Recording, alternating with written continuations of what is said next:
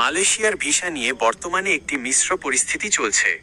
আপনি কোনো ভিসার কথা বলছেন, তার ওপর ভিত্তি করে আপডেটটি আলাদা হবে। 1. ট্যুরিস্ট, বিজনেস ও স্টুডেন্ট ভিসা 100% চালু আছে। আপনি যদি ভ্রমণের জন্য, ব্যবসায়িক প্রয়োজনে বা পড়াশোনার জন্য মালয়েশিয়া যেতে চান, তবে ভিসা সম্পূর্ণ চালু আছে।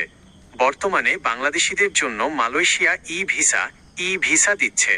আবেদন প্রক্রিয়া সম্পূর্ণ অনলাইন, malaysiavisa.imi.gov.my এর লিঙ্ক পোর্টালের মাধ্যমে।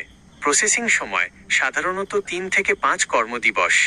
মেয়াদ, ভিসা ইস্যু হওয়ার পর 3 মাসের মধ্যে মালয়েশিয়ায় প্রবেশ করতে হবে এবং সর্বোচ্চ 30 দিন থাকা যাবে। 2. নতুন কলিং বা ওয়ার্ক ভিসা, নতুন নিয়োগ বন্ধ।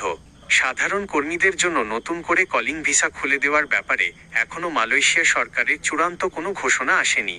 পূর্বের নিয়ম অনুযায়ী যারা আগেই অ্যাপ্রুভাল পেয়েছিলেন তাদের জন্য একটি নির্দিষ্ট ডেডলাইন ছিল।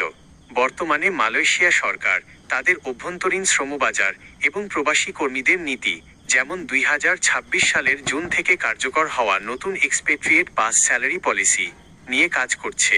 সতর্কতা: সাধারণ কর্মী বা লেবার ভিসায় নতুন করে ভিসা খুলছে বা কলিং শুরু হয়েছে বলে যদি কোনো দালাল বা এজেন্সি আপনার কাছে বড় অঙ্কের টাকা দাবি করে, তবে লেনদেন করার আগে অবশ্যই ভালোমতো খোঁজখবর নিন। সরকারি ঘোষণা ছাড়া কারো কথায় প্রলুব্ধ হয়ে টাকা দেবেন না। আপনি কি ভ্রমণ ট্যুরিস্ট ভিসার ব্যাপারে জানতে চাচ্ছেন, নাকি কাজের ওয়ার্ক কলিং ভিসার কোনো নির্দিষ্ট আপডেটের খোঁজ করছেন?